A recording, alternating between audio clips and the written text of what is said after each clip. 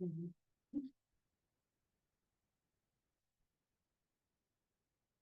All right, good morning. Good morning. Everyone have a good weekend? I had my first fantasy football draft and it gave me a letter grade afterward. It gave me a C and it has like eaten away at me for like 2 days now. I'm like, I'm an A student. I got a C. At least I didn't get an F. 2 people in my league got an F. I'd be like, I might have to drop out if that were the case. But like 4 people got A's. I'm like, why didn't I get an A? So I felt like a student for a minute. I was like, oh, I got a C. What happened? Right? I want an explanation. Anyway, it was on my mind. I thought I'd share that with you. But I hope everyone had a nice weekend. It was nice and cool, which was nice. So like actually wasn't hot for like the first time. And now we're of course back up to like 94 today. But it was nice for 2 days to have like a little glimpse of fall. Starbucks has the pumpkin spice lattes out. It's starting to feel like it's coming. Right?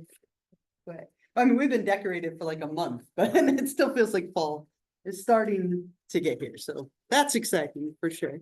But well, I had another thought. Now I'm thinking about Starbucks and pumpkin spice lattes. But I have an attendance sheet that I'm gonna hand out. So I'm no longer gonna take attendance. I'm just gonna pass this sheet around. If your name is not on here, then you're not enrolled in the class. So make sure you touch base with me after that's the case. If you want to go by something else, just change it on here. And then I'll update it next week. So feel free to like mark it on here if it's not what you want it to be. And you can either initial or write your name or sign, it's totally up to you. But I'll hand this around each class. It's not worth points, but it does help me keep track of who's here. So please just make sure you sign it. And when it makes it over here, you can put it on the desk or bring it up here or hold on to it until the end, whatever you would like. So just make sure you sign that every day. And again, feel free to change it if it's not quite right. Okay? Then what we'll do, we'll jump back in. Right, so we ended here, we talked about the cognitive model, the cognitive behavioral model, and then today we'll keep going. We have a couple more models to go. So we have the humanistic existentialist model, and then we'll get to like the sociocultural or multicultural model, and a few kind of closing thoughts. Any lingering questions, thoughts, anything from last time before we keep going here? Feels like a long time ago. Wednesday feels like a long time ago. So this model, a little bit different from the ones that we've talked about so far. And I didn't write this up on the board yet, right? This one, I didn't think so. Thank you. So the humanistic and existentialist model. We're going to shorten it, just humanistic and existentialist. So with this one, we look a lot at things like growth, meaning, right? Like how you find meaning in things in your life, like goodness, growth, choice, self-awareness. We can add that up here. This model, and it's kind of combining two different models, humanism and socialism, is very like good and growth and spirituality. It's a very different model than some of the ones that we've talked about. So it kind of includes like what gives you meaning in life, what are our goals, looking at how aware are you of the things that matter to you. So it's a kind of a little bit more positive in nature than things like Freud, a little bit more like humanist in nature than things like behaviorism. So it accounts for some other areas that we've kind of ignored. People who are very spiritual or religious often connect with this model because it has a little bit of that in there. So a couple of things within this one, client-centered therapy, Gestalt therapy, and existential therapy. So a lot of different modalities here. And we see a lot of this perspective making its way into counseling. And so the couple of people here, we have Carl Rogers, Fritz Perls, Ellis. There's a couple of folks that are kind of big in this perspective, starting with client-centered therapy. Client-centered therapy puts the client at the center, hence the name. Rogers, really famous like cognitive and also humanistic therapist, believe that the client should guide therapy. He put the client in the driver's seat, which some people love and some people hate. Kind of like a 50-50 thing, right? If you like to be in control, you would love this type of therapy. If you want someone to give you advice and guide you, you'd probably hate it, right? So this type of therapy is all about being genuine and acceptance and empathy and all these kind of like very positive things. And there was a really neat series made way back, right? Like in like the 70s, where Rogers and Pearls, who we'll talk about in a minute, and one other person work with a woman named Gloria. And the cool part about it, remember you had said you had seen this, right?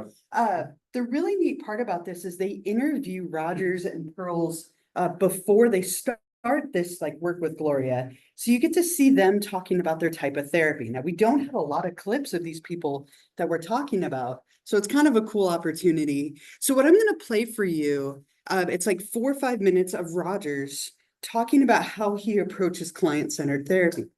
And then you get to see him work for just a few minutes with this woman named Gloria, who volunteered to come in and meet with 3 different therapists and just kind of see where it would go. And you can see how different just these 2 different styles are, because I have one with Pearls as well. So let me pause this here so I can play it for you. So first, again, what you'll see is you look like, right? He opens with like, we have 30 minutes together and I don't know what we're gonna do with it, but I'm here, like, what do you want, right? Like kind of like leaving it up to her. Again, the client is driving, right? The client is in the driver's seat and he's trying to do these things, right? Like he's being real, he's being genuine, transparent. He tells her what he's thinking. But as you're watching that, anyone in here like, oh, no way, like this would not work for me. I don't like this. Like, how many of you wouldn't like this type of therapy, just by show of hands? Or you lean toward that? Anyone like it? What, you'd be interested? Okay. A few of you. So I don't know, any reactions before I say more? Any thoughts to what that looked like? Yeah. She didn't seem very fulfilled as was kind of going on. Yeah. She looked like she was kind of wanting to get more from it, but you know. Yeah, she even says, I want you to give me an answer, right? And I always laugh at that. I'm like, oh, he's not going to, right? Like, he didn't believe in giving an answer, but he says it at the end so genuinely, right? Like, I can't answer this for you, but I'm gonna help you get there, right? And I believe him, like, he's a very genuine guy. But if you want an answer, which a lot of people go to therapy for direction, it's not maybe the type for you. So you had a thought before, did you have it now, or No, I'll say it to after Pearls? Pearls too, because like it's more complex. Okay, all right. Any other like thoughts or reactions to Rogers? Very like, again, you know, she's in charge and you see her get a little bit like frustrated with that. But I love that, like, if you're the kind of person who wants to kind of lead your own process, this might be something that you really like. But there are other types of therapy, right? There's a lot of different types of therapy. And I will say that I started some sessions this way, like we have 50 minutes together and you know, whatever you would like to talk about, I'm here, right? And like some people love that as an invitation to like bring it up. Other therapists will be like, okay, so last time you brought up this, let's pick up there, right? A little bit more directive. And he wasn't very directive in his approach. The next person, much more directive, right? So the next type of therapy also within this framework is Gestalt therapy. And Gestalt therapy was popularized by a man named Fritz Perls. Very, very different. You'll see him in a minute. I have the same 2 clips kind of style for him. Pearls believed a lot in like more like role playing and discovery. He believed in kind of pointing out things that are on the surface and the obvious. He would focus quite a bit on like your body language and the things that you were doing. Very like very, very different from what you saw with Rogers. And he tends to be a little more like antagonistic in this way. When you watch this clip of him, he's very like sexist, which is a little bit of like the product of the times in a sense. He's smoking a cigarette and he's got like really thick accent, right? So very different time. But let me play this for you and you can kind of see how Pearls approaches his therapy. So he's going to describe it and then we'll watch him work with Gloria. And fake and false like that. It's so direct and you see him frustrate her. Like he purposefully is frustrating her, like pointing out every little thing that she does. You're crossing your legs, you're smiling, you're putting your hand here. But it's interesting, he kind of gets somewhere with that, right? And I would almost say he almost makes it a little farther in some ways than Rogers does in a very short period of time. They worked with each other for about a 30-minute chunk. If you want to see more, you can find it on YouTube pretty easily. But it's just such a polar opposite approach, right? And out of curiosity, if you had to pick one, forced choice here, which again, I always hate as a Gemini, but if you had to pick one between the two, how many of you would pick, you'd rather go to, Rogers? Well, he's looking a little better now, right? A few more of you, how many of you would pick Pearls? Let's show hands. Right? We're pretty split, right? So, any reactions to Pearls? Any thoughts about the two of them or about how he approached it? Do you have your thought now or? It's just a reflection between both. Sure. But, which is kind of funny, because, with Rogers, Gloria actually looked at, him as a mentor later on, where with Pearls, yeah, she actually appreciated like the challenge that she faced Yeah. later on in life too, so like, you kind of see the differences between both of them, even though like she loves both of them in some way with passion. Yeah, right, just very different takes, but they both get somewhere with her, right? And I think some people like a more direct approach, right? He's very direct in that sense. And so, I mean, there's obviously a million other types of therapy, but I wanted you to see how different it could be depending on which approach you take. And the common way that things are done is that we use a little bit of everything, right? So as a therapist, you might focus on nonverbals, or I noticed when I mentioned that you started squirming, right? Like that's a really common like thing to point out. I noticed your leg is twitching, or when I mentioned that you kind of hugged yourself a little bit, right? Those are important things to notice. And it might also be really important to kind of not always guide your clients, but very different takes. And then he works, one other person works with her. Again, you can find it on YouTube, but just different takes within the same approach, right? Kind of working with her in a different way. Any other like comments or thoughts about the two of them? Yeah. Sure.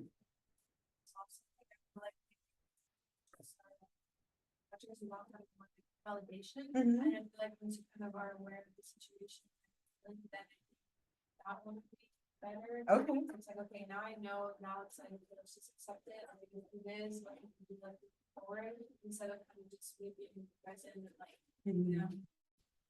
Yeah, I like that, right? Like, so kind of evolving or kind of going back and forth. And I think a good therapist meets their client where they're at, right? And so maybe you're starting with this and then kind of here, and most therapists kind of adapt to the person sitting across from them. But again, different takes on the same like branch of therapy. This one too, as a side note, existential therapy also falls within this realm. And this one is all about meaning.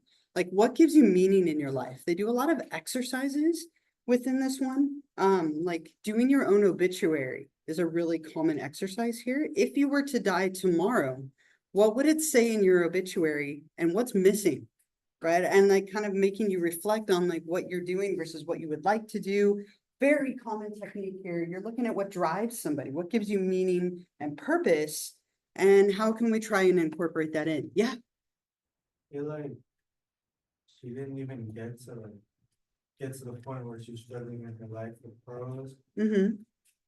Well, I don't know if the clip just got cut short. Sure.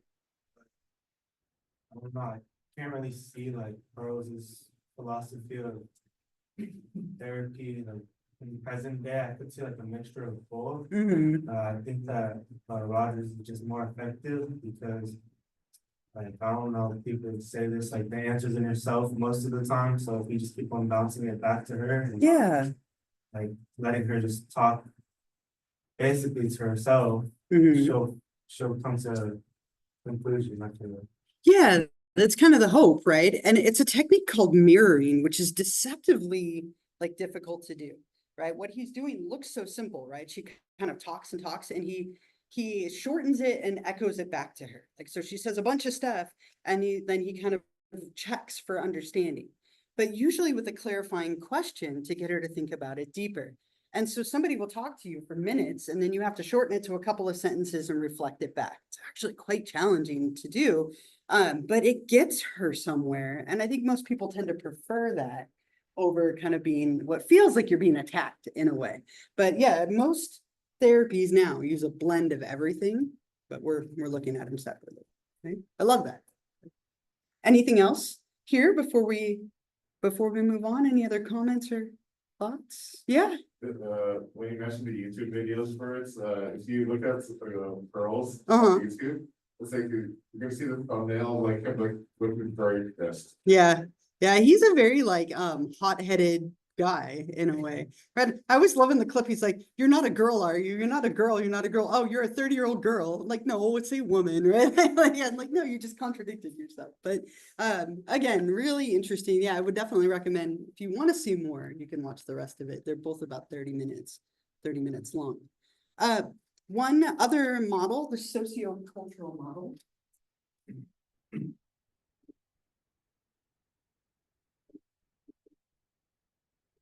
So this one is going to look at kind of cultural influences. So we look a lot at things like groups or relationships. You look at like society and culture. We're typically looking at more than one person, right? Within this perspective, how do the norms in our culture shape and affect us? How do the relationships that we're part of shape and affect us, right? So we're looking a lot at like cultural forces, social networks, the influence of other people. Sometimes call this the multicultural perspective because we're looking at different cultures, right? And culture can be a big part of this as well. What cultures do you belong to, and how do they maybe shape and influence your life in some way? So very important thing to consider, as the relationships that we have often play a big part in our lives, right? From this perspective, we're going to look at more than one person, right? And how does maybe your relationship give you meaning or take away meaning, create conflict or create harmony?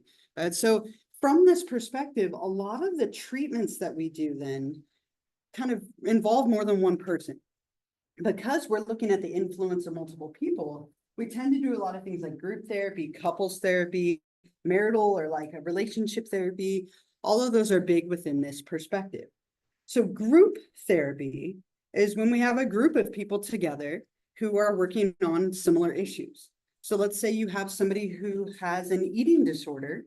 They might go to group therapy where everyone there has an eating disorder, and they all share their experiences and they talk about it. And there's like a therapist or two to help guide them along the way, depending on the size of the group. On the plus side of this, it tends to be cheaper because you're sharing a therapist, right? And it also tends to create like a sense of belonging and like normalcy. If everybody in the group is struggling with the same thing, then you feel like you're not alone. You're not the only one who's struggling with that. If you have an eating disorder and you share with the group that you ate a piece of pizza last night, you didn't throw it up, the people in that group understand how profound that is, right? Versus maybe if it was just you and a therapist, you might not get that same connection. So group therapy tends to be really, really popular, especially when you have like a concrete uniting issue that brings people together and they're all working on the same thing. It's become really popular to do like group therapy electronically ever since COVID. We see a lot of like Zoom kind of group therapy where you have a group of people together working even virtually or in person. It can go either way. A self-help group is a similar idea, but it's not led by a therapist. This is more like things like NA or AA. It's led by somebody who has experience with the area, but they're not a therapist, right? And that's what you tend to see here. Similar idea, just somebody who's not like a traditional clinician per se. And so I have an example of like group therapy, self-help group. It's probably somewhere in between the two. We don't always really distinguish. But again, you get a group together dealing with the same issue. Powerful, but also sometimes problematic. So in this clip, this is from the movie Anger Management. Everybody dances, it normalizes it a little bit. As you can see, it also gets a little like heated, but he reins that in. It's a lot of like reining in the dynamics between group members when you do group therapy. But it's a very popular modality within this perspective, right? And again, it can be cheaper, which sometimes is nice because therapy can be expensive if your insurance doesn't cover it. And this allows you to go and kind of have that social support. People often make friendships like in these groups because they're dealing with the same things, right? They understand each other in a very helpful way at times.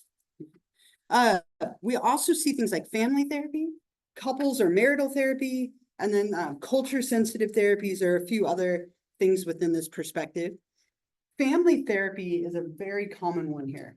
And I don't know if any of you have ever been to family therapy, right? But it's a very, I don't know, it depends on what side of it you're on, perhaps, right? I've experienced family therapy on both sides as the child in it, with my parents as a kid, and then as the parent for one of my children. But so it's kind of interesting to experience it on either end.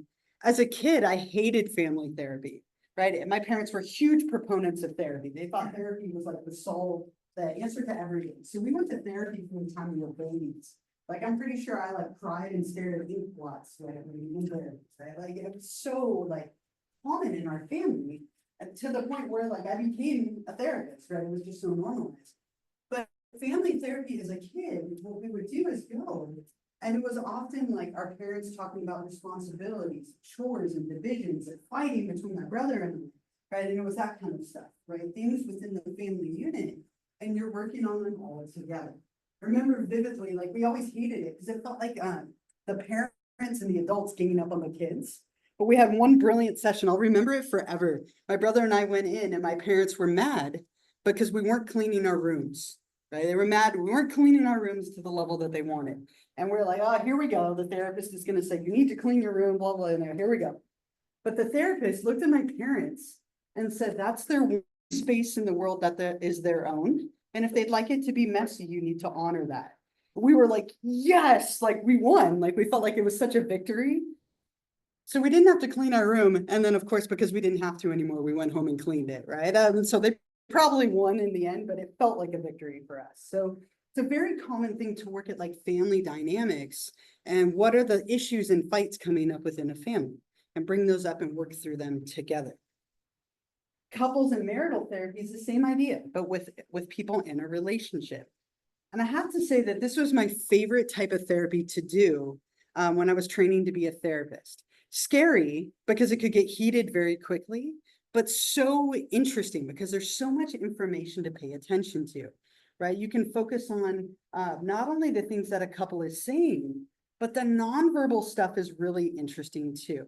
And I found a great clip that kind of highlights a couple of different types of couple therapy. If you've seen the movie Couples Retreat, it's a comedy, so it's all comedians in this clip, which I think makes it more entertaining. But you see a couple of different therapists working with a few different couples. Now, not only notice what they say, but notice the nonverbal stuff too. And we could talk about it afterward, but each couple has a different amount of distance between them. Their body language is different, right? It's interesting to pay attention to the nonverbal stuff as well. So let me play this for you. It's a great kind of compilation of a few different therapists and approaching things. And I love that it just magically ends at that perfect moment. That happens very rarely. But at the same time, you can see the difference between all of them, right? So the therapists approaching things a little bit differently, the couples with different dynamics, right? The one couple, how would you characterize your relationship? And they say perfect. There's like 5 feet of space between them, right? And so that space is really meaningful. If you have a couch and chairs, does the couple choose to sit together on the couch or do they choose to sit separately in the chairs? When they're on the couch, are they touching? Are they holding hands? Are they close like some of them are? Or there's a lot of space between them? Are they crossed off or closed off, legs closed, arms crossed, or are they open? All of those little things can be so interesting as information from this perspective, right? And then you can see just kind of taking notes and talking about sex, communication, responsibilities. Those are the big things that come up in this perspective and with this type of therapy. And it can be focusing on strengthening the relationship or maybe even ending the relationship, right? Depending on your goal. Sometimes people go as a way to like navigate a divorce or a breakup, especially if there are children involved. Or it could be to work through an issue that has come up. Very, very common. I don't know, any thoughts or comments or anything? Yeah. Yeah.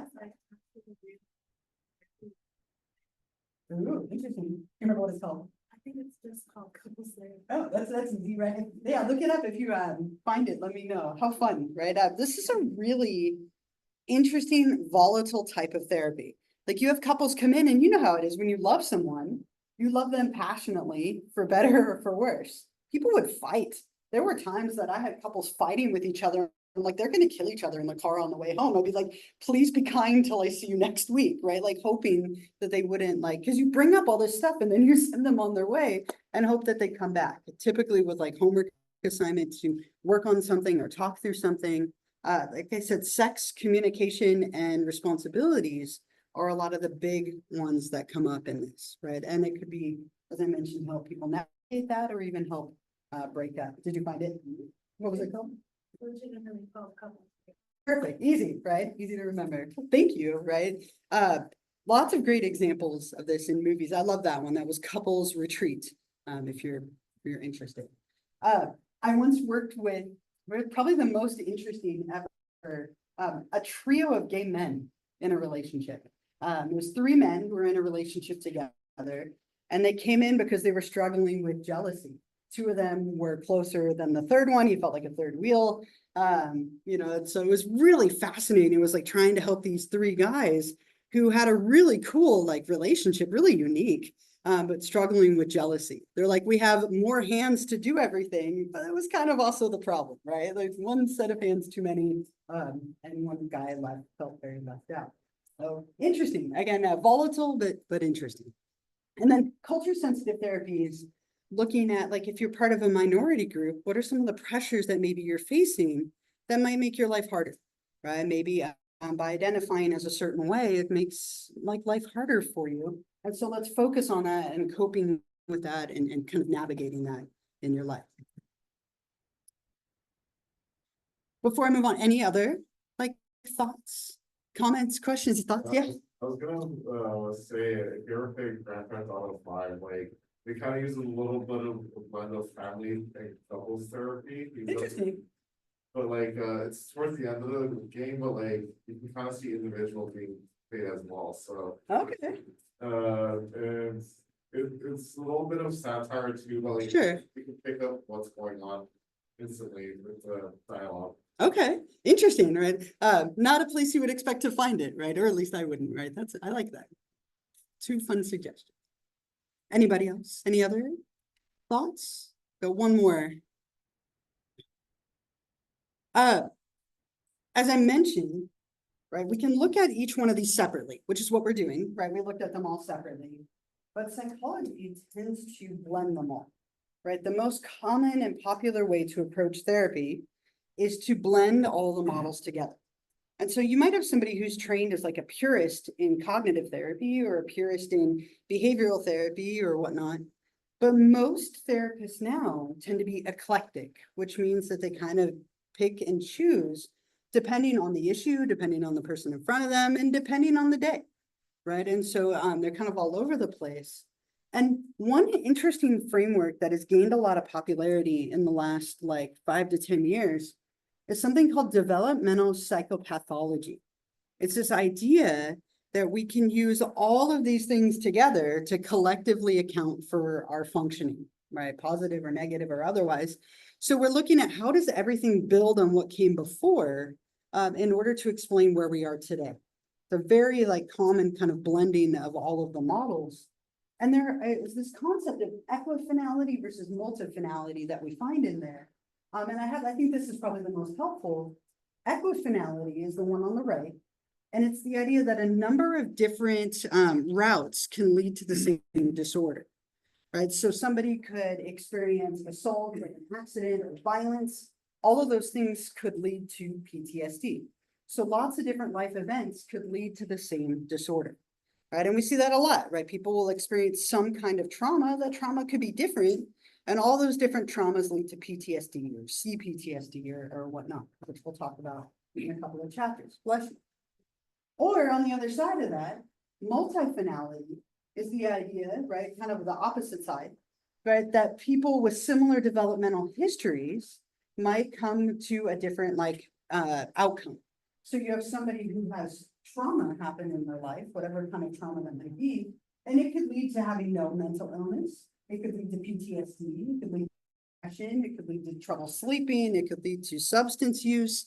So we look at how does all the stuff that's happened in your life lead to an outcome, or how could an outcome be shaped by all the things that happen in your life? So just kind of integrating everything together to collectively account for where you are today.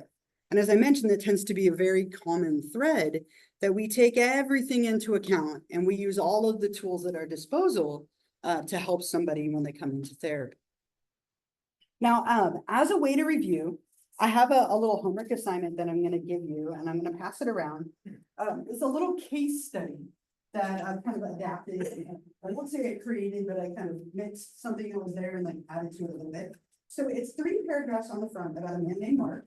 And then on the back, what you're gonna be doing is looking at Mark from each of the different perspectives that we've covered. So you're gonna come up with some biological factors that have shaped Mark's behavior. Psychodynamic, behavioral, cognitive, humanistic, and cultural, all of the different models. And you can bullet your reactions, but I want you to come up with a few things for each model. This will be due next time, so I'll give it to you now. And then we'll spend a few minutes next class talking about it before I collect it. I'm gonna hand it out and we'll say a little bit more. I think this is a great way to review these models. So you're gonna take a fictional person here and try and explain their behavior and who they are now from each of these different models.